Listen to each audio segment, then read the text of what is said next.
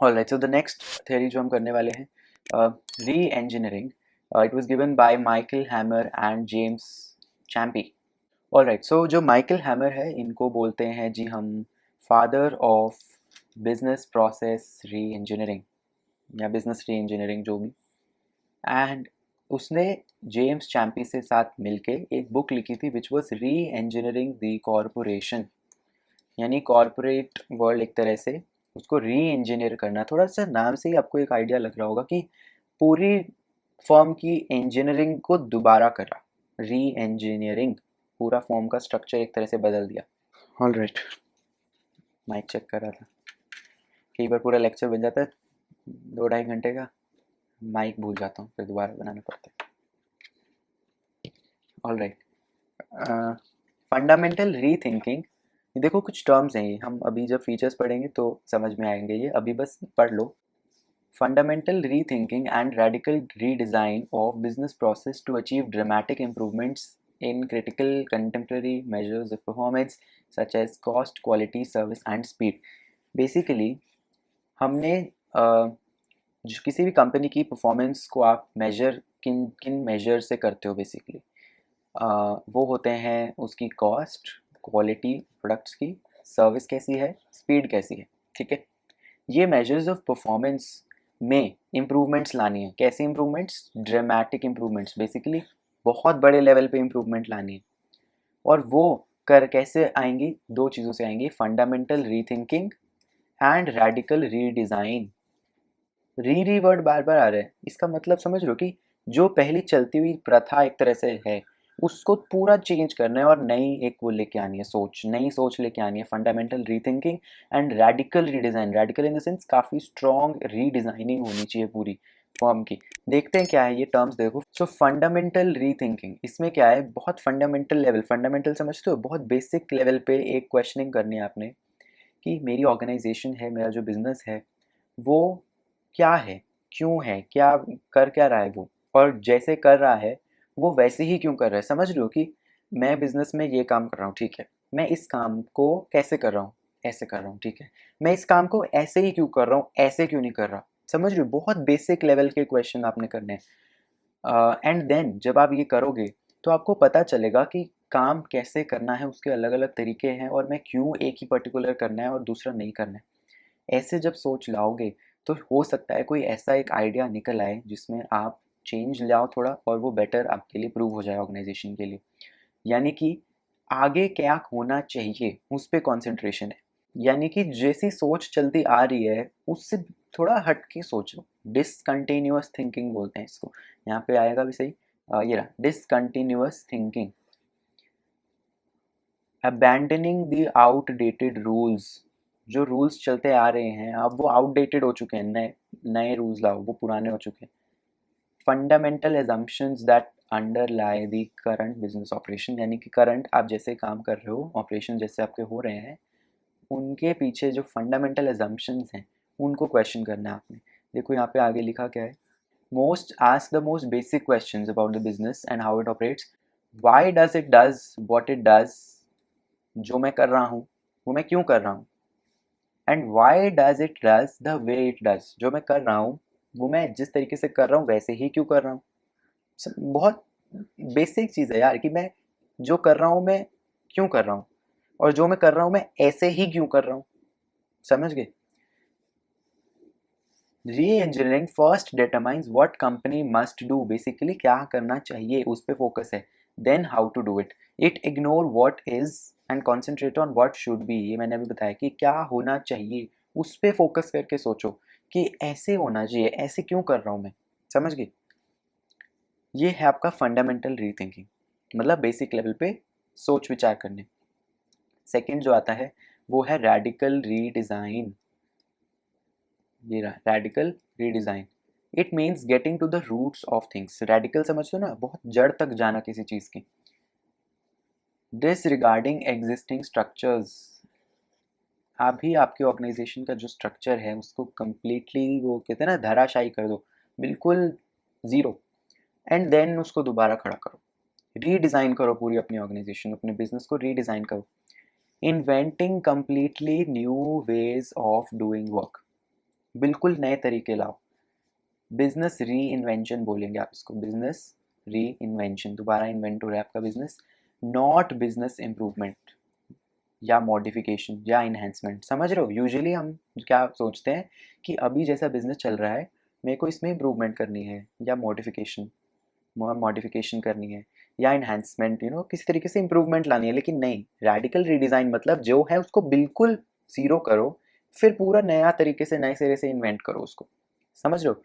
This means company and their employees unlearn existing principle. ये बहुत अच्छा एक वर्ड है। एग्जिस्टिंग प्रिंसिपल्स को अनलर्न करो, जो आपने सीखा है आज तक वो अनलर्न करो, उसे मिटाओ, फिर दोबारा से नए सिरे से शुरू करो। अनलर्न करना है, which require more innovative and flexible organisation structure. Obviously जब आप सारा कुछ नया कर रहे हो, पूरा ऑर्गेनाइजेशन का स्ट्रक्चर जो है इतना फ्लेक्सिबल है कि वो दोबारा बने, तभी ये हो पाएगा पॉसिबल। तो यहाँ पे इसलिए आपने ये लिखा, innovative and flexible organisation structures. ठीक है, अब ये आपका हो गया रेडिकल रीडिज़ाइन। एक मैंने आपको बताया फंडामेंटल रीथिंकिंग। ये दो चीज़ें हैं मेन, जो कोर है आपका री इंजीनियरिंग उसका थियोरी का। इसके बाद एक चीज़ है ड्रामेटिक इम्प्रूवमेंट्स। मैंने एक ऊपर जो टर्म लिखा था ना, डेफिनेशन में भी था ये, कि ड्रामेटिक इम्प्रूवमेंट्स आनी चाहिए जो अभी आपकी चीज़ें हैं। ये री इंजीनियरिंग का ऑब्जेक्टिव है एक तरह से, कि हम इसलिए कर रहे हैं कि यार बहुत मोनोटनी होगी, एक तरह से चल रही है मेरी ऑर्गेनाइजेशन। मेरे को एकदम से क्वांटम लीप लाना है, इसको बोलते हैं क्वांटम लीप, मतलब बहुत बड़ी जंप मारनी है मेरे को। तो ये क्वांटम लीप, मैं चेंज कर देता हूँ कलर ताकि थोड़ा एस्थेटिक लगे। Quantum leap rather than marginal improvement. सिर्फ थोड़ी सी एक इम्प्रूवमेंट नहीं लानी, बहुत बड़ी इम्प्रूवमेंट, बहुत बड़ा एक लीप जंप मारना है। Hence थ्री टाइप्स ऑफ, ये इंपॉर्टेंट है समझना, three types of companies undertake री इंजीनियरिंग।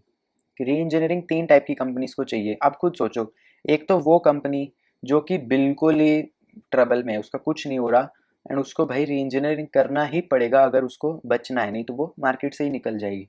एक तो वो, एक वो जो आगे देख रही है कि आगे शायद ऐसा हो जाए कि मैं सरवाइव ना कर पाऊँ क्योंकि मैं ट्रबल में पड़ जाऊंगा। एक तो वो है जो ट्रबल में पड़ चुका है, उसको री इंजीनियरिंग करना ही करना पड़ेगा। एक है जो सोच रहा है कि यार आगे जाके हो सकता है ऐसा हो जाए, इसलिए मेरे को करना चाहिए री इंजीनियरिंग। एक वो है जो कि एक कंपनीज कोई ऐसी होती हैं जो कि बहुत एम्बिशियस और बहुत एग्रेसिव फंक्शनिंग करती हैं अपनी की, एकदम जंप्स मारनी होती हैं उन्होंने। तो वो कंपनी का ही टाइप होता है एक वो, कि उनके जो सीईओज हैं या जो भी एम्प्लॉयज़ हैं वो अलग तरह के होते हैं, कि उनकी सोच उस तरीके की है कि हमें बहुत एग्रेसिवली अपनी इम्प्रूवमेंट्स लानी है। उनके लिए री इंजीनियरिंग होती है कि वो जो कंपनी है वो पीक कंडीशन में है, बहुत ऊंची ऊंचाइयों पे चढ़ रही है, तो उनको री इंजीनियर करना होता है कि, तो वो पीक कंडीशन। तो तीन टाइप की कंपनीज, एक तो वो जो अभी ट्रबल में है, मुसीबत में है, एक वो जो फोर्स सी कर रही है ट्रबल, आगे अंदाज़ा लगा रही है कि होएगा, एक वो फोर्स सी कर रही है, एंड वो जो पीक कंडीशन में है जो कि एम्बिशियस और अग्रेसिव हैं, वो वाली टाइप की। तो ये तीन तरह की कंपनीज है जो कि री इंजीनियरिंग को प्रेफर करती हैं। देन एक और आगे टर्म है, देखो की प्रोसेसेस। देखो की प्रोसेसेस का मतलब क्या है, मैंने पहले की रिजल्ट एरियाज जैसे बताया था, इंपॉर्टेंट प्रायोरिटी बेस्ड एरियाज। तो उसी तरीके से की प्रोसेसेस यानी, जैसे इन्होंने लिखा है डिवीजन ऑफ वर्क में मैनेजर्स इंडिविजुअल टास्क पे फोकस करता है। जैसे काम को डिवाइड कर दिया, ये तू करेगा, ये तू करेगा, ये तू करेगा, यानी इंडिविजुअल को मैंने टास्क दिया, ये डिवीजन ऑफ वर्क है। जब मैंने काम को डिवाइड कर दिया, एक काम टुकड़ों में बट चुके हैं, अब वो काम जो यूनिफाइड जिस गोल को अचीव करने के लिए वो बना था, यानी जो एक लार्जर ऑब्जेक्टिव जिसको बोलते हैं ना, शॉर्ट टर्म के चक्कर में लॉन्ग टर्म भूल गए, इसी तरीके से इंडिविजुअल टास्क बांट तो दिए, उसके चक्कर में मेन हम भूल गए। तो वो चीज़ है कि जैसे डिवीजन ऑफ वर्क में इंडिविजुअल टास्क पे फोकस हुआ, lose sight of the larger objective, main जो बड़ा ऑब्जेक्टिव है उसको हम भूल गए। तो बिजनेस प्रोसेस री इंजीनियरिंग का मतलब, री इंजीनियर उन प्रोसेस को करो, उन बिजनेस प्रोसेस को करो जो कि ज़्यादा वैल्यूएबल हैं कस्टमर के लिए। मतलब फालतू के काम को री इंजीनियरिंग करने का कोई फ़ायदा नहीं है। जो ज़्यादा वैल्यूएबल है कस्टमर के लिए उन काम को आपने करना है। समझ रहे हो कि जैसे ये देखो, मैंने इसको क्या बोला, री इंजीनियरिंग, लेकिन री इंजीनियरिंग का नाम क्या है, BPR, बिजनेस प्रोसेसेस री इंजीनियरिंग। तो कौन से बिजनेस प्रोसेसेस को री इंजीनियर करना है, कि प्रोसेसेस को री इंजीनियर करना है ना। तो फालतू के प्रोसेसेस को री इंजीनियर करके भी कोई ड्रामेटिक इम्प्रूवमेंट नहीं आएगा, इसलिए ज़रूरी है कि प्रोसेसेस को किया जाए। एक और चीज़ इन्होंने लिखी है, बहुत इंपॉर्टेंट लाइन है, समझो इस चीज़ को। Re engineering is different from organisational restructuring में हम क्या करते हैं कि जो कोर कॉम्पिटेंसीज होती हैं, जो मेन जिस बोलते हैं, जो की रिजल्ट, जो बिजनेस का मेन काम है जिसके लिए वो बिजनेस बना है, आप उस पर फोकस कर पाओ, और जो फालतू के नॉन कोर एरियाज से निकल के कोर एरियाज पे फोकस करें, इसलिए हम करते हैं ऑर्गेनाइजेशनल रीस्ट्रक्चरिंग। री इंजीनियरिंग में ये नहीं हो रहा। री इंजीनियरिंग में हम पूरा ऑर्गेनाइजेशन का फंडामेंटल रीथिंकिंग और वो कर रहे हैं, ठीक है। Then main efforts involve in BPR, पहला प्रोसेस इंप्रूवमेंट। अगेन जो हम प्रोसेस इंप्रूवमेंट कर रहे हैं वो नॉन कोर है, नॉन कोर बिजनेस प्रोसेस, मतलब मेन काम की बात नहीं हो रही, नॉन कोर पे बात हो रही है। वो इम्प्रूव हो रहा है to achieve reduction in the cost, ताकि पैसे अभी थोड़ी बचत हो जाए। फिर बेस्ट इन क्लास, यानी parity is achieved with best in industry, यानी कि जो बेस्ट वाली ऑर्गेनाइजेशन आपको लगती है कि मेरे काम में ये ऑर्गेनाइजेशन बेस्ट है, आप उनके काम से अपने आप को वो देखो कि कितना गैप है, कैसे मैं वो गैप कम कर सकता हूँ, उनसे कंपेयर करना है अपने आप को। फिर इसके बाद आता है ब्रेक पॉइंट BPR, यानी कि कॉम्पिटेंस के नए स्टैंडर्ड्स बनाना। ब्रेक थ्रूज, यानी कि जैसा काम चलता आ रहा है उसको बिल्कुल ख़त्म करके नए रूल्स लिखना, नए स्टैंडर्ड्स सेट करना। वो ब्रेक थ्रू है कि भाई मेरा काम का जो नॉर्मल मोनोटनी चलता ही रहता है काम, बिल्कुल उससे हट के मैंने अब नया कुछ किया, दैट इज़ ब्रेक थ्रू। तो वो बनाते हैं जो बेसिकली नए स्टैंडर्ड्स बन पाते हैं, जिससे नए स्टैंडर्ड्स यानी न्यू रूल्स लिखते हो आप, new rules are written. Okay, इसके बाद है when a company reengineers the business process following changes take place. अब ये समझो कि जब आप री इंजीनियरिंग कर रहे हो तो क्या चेंजेस आएंगे, इफेक्ट, बेसिकली ये क्या है बता रहे हैं, इफेक्ट्स। पहला, work units change from functional departments to process teams. बहुत इंपॉर्टेंट चीज़ है ये समझने। जो पहले काम हो रहा था वो फंक्शनल डिपार्टमेंट्स कर रहे थे कि इसका ही फंक्शन, इसका ही फंक्शन, इसका ही फंक्शनल। अब प्रोसेस टीम्स हो चुकी है कि बिजनेस प्रोसेस वो हो रहा है ना री इंजीनियरिंग। तो जो प्रोसेस को नॉन कोर हैं, जो कोर हैं, उनके अलग अलग टीम्स बन चुकी हैं कि ये काम ये टीम करेगी, ये काम ये टीम करेगी। पहले होता था फंक्शनल डिपार्टमेंट्स, मार्केटिंग और ये सब sale. Business process re engineering जब हो रहा है तो प्रोसेस टीम्स बनती हैं। Then key processes are simplified and integrated. Key process मैंने पहले भी बताया, जो प्रोसेस कस्टमर्स के लिए वैल्यूएबल है वो वाले उनकी री इंजीनियरिंग करनी है। तो की प्रोसेसेस को आप सिंप्लीफाई करके उन पे ध्यान दो और इंटीग्रेट करो। Jobs change from specialised task to multi dimensional work. पहले डिवीजन ऑफ वर्क जैसे मैंने बताया था कि तू ये काम कर, तू ये काम कर, तू ये काम कर, काम डिवाइड किए, ये स्पेशलाइज्ड टास्क हो गया। अब मल्टी डायमेंशनल वर्क है। Multi dimensional work in the sense कि जैसे मैंने बोला कि प्रोसेस टीम्स बनी थी, प्रोसेस टीम्स का काम क्या है, कलेक्टिवली रिस्पॉन्सिबल हैं फॉर द प्रोसेस रिपोर्ट्स, कि वो जिस प्रोसेस के लिए काम कर रही हैं वो टीम मिलके वो अपनी एक अलग रिपोर्ट बनाएंगी एंड कलेक्टिवली उसके लिए वो रिस्पॉन्सिबल है, उसको वही काम देखना है बस। Jobs become more challenging and satisfying. People are empowered and not merely control. ये बहुत इंपॉर्टेंट है समझना। जब हमने प्रोसेस टीम्स बनाई है ना, तो उसमें हर लोग जो है बेसिकली अपना काम कर रहे हैं, फंक्शनल डिपार्टमेंट सब नहीं रहे हैं। तो बेसिकली यहाँ पे लोगों को एम्पावर किया गया है, वो मोटिवेटेड हैं और वो उनको अपनी वैल्यू समझ में आई है। तो सिर्फ उन्हें कंट्रोल नहीं किया जा रहा, तू ये काम कर, तू ये काम कर। मैंने बताया डिवीजन ऑफ वर्क नहीं है आपकी, हर एक को स्पेशलाइज्ड टास्क दे दिया, फंक्शनल यूनिट्स नहीं है, डिवीजन ऑफ वर्क नहीं है। तो उन्हें बस अब कंट्रोल नहीं कर रहे हैं हम लोगों को अब एम्पावर कर दिया गया है, वो उनको अपनी वैल्यू बताई गई है, they feel motivated and hence they work better. Focus on appraisal and compensation shifts from activity to results. पहले जो अप्रेजल और कॉम्पनसेशन देते थे, इवैल्यूएशन करते थे कि हाँ किसने कैसा काम किया, वो एक्टिविटी पे बेस्ड होता था कि हाँ इसने इससे परफॉर्मेंस किया, इसने ये काम किया, ये काम किया। अब काम नहीं देख रहे हैं, अब रिजल्ट्स देख रहे हैं। समझ गए? Values change from protective to productive. पहले प्रोटेक्टिव वैल्यूज होती थी, बचा के रखना है, एक नैरो। अब प्रोडक्टिव, अगेन रिजल्ट ओरिएंटेड है।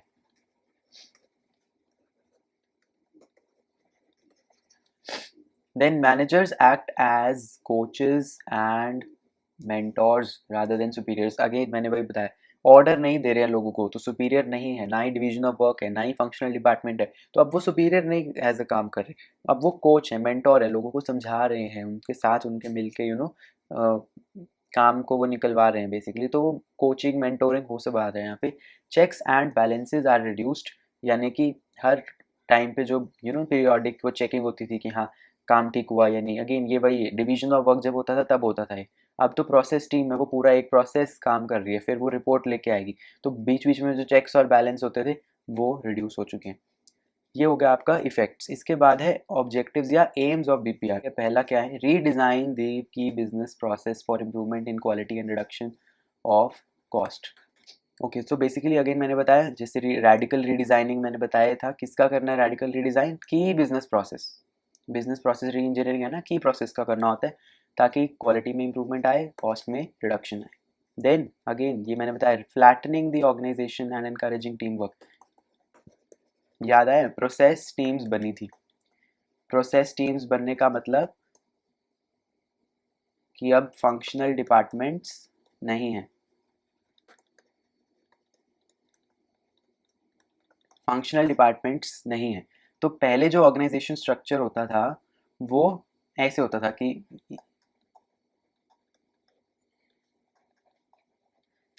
सुपीरियर है, वो अपने नीचे काम दे रहा है, फिर उसने और नीचे काम दिया और नीचे काम दिया, ऐसे होता था क्योंकि ये फंक्शनल डिपार्टमेंट्स होते थे। अब सिर्फ प्रोसेस टीम्स है, प्रोसेस 1 की टीम, प्रोसेस 2 की टीम, प्रोसेस 3 की टीम, प्रोसेस 4 की टीम। तो ऑर्गेनाइजेशन स्ट्रक्चर पहले हॉरिजॉन्टल होता था, सॉरी पहले वर्टिकल होता था। मेरे को आज तक ये कंफ्यूजन रहती है, वर्टिकल क्या है हॉरिजॉन्टल क्या है। ये हॉरिजॉन्टल है, ठीक है। तो ऑर्गेनाइजेशन स्ट्रक्चर जो है वो अब फ्लैट हो गया है ना। पहले क्या था? It was long, now it is flat, ठीक है।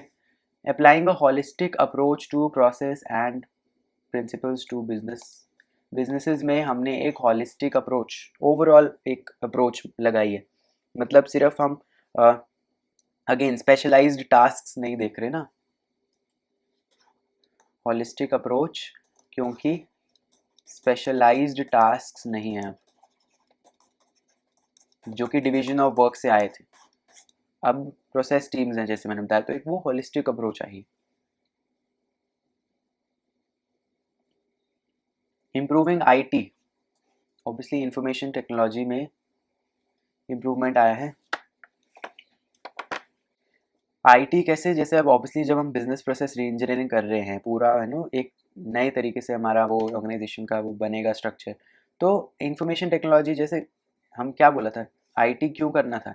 याद है मैंने बोला था आउटडेटेड रूल्स को ख़त्म करो। तो ये आउटडेटेड जो है वो चीज़ें ख़त्म हुई। अब जो आईटी नया है इंफॉर्मेशन टेक्नोलॉजी, वो उस हिसाब से बनेगा। तो वो इम्प्रूव हुआ, बेसिकली पहले से इम्प्रूव हुआ।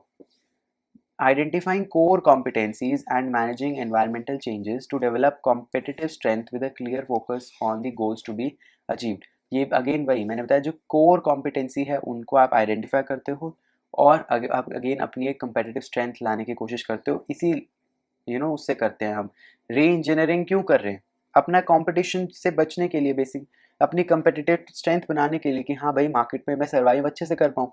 तो एम तो यही है ना, कंपेटिटिव स्ट्रेंथ बनाना, अपनी कोर कॉम्पिटेंसी को आइडेंटिफाई करना, उसमें डेवलपमेंट लाना, और जो गोल्स हैं वो उनको अचीव कर पाना। इसके साथ आपका ये जो यूनिट है ये भी ख़त्म होता है। आई होप समझ में आया होगा। कुछ चीज़ें एक्स्ट्रा होंगी, मैं क्वेश्चंस वगैरह उसके थ्रू करा दूंगा एक सेपरेट जगह पे। फ़िलहाल के लिए इतना ही।